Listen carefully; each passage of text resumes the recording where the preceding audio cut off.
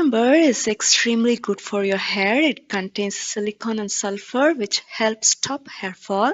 Cucumber is cooling, soothing because of its alkaline minerals such as sodium, potassium, and magnesium. Cucumber contains vitamin A and C and silica, which promotes hair growth. Fenugreek strengthens and nourishes the hair roots.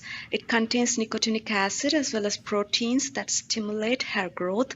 It contains lecithin that helps to add shine to your hair, and it conditions your hair naturally and improves the texture of your hair. Green gram is a rich source of protein.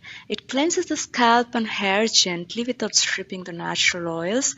It also cools and soothes itchy scalp. The folate present in it helps to prevent premature graying and also restores luster and vitality of the hair. To prepare the cooling cucumber conditioner shampoo, take a bowl and add 1 tablespoon of fenugreek powder. And add 1 tablespoon of green gram powder to it. Now add 1 cup of water to this mixture and let it soak for about 1 hour to allow the grains to absorb water and swell.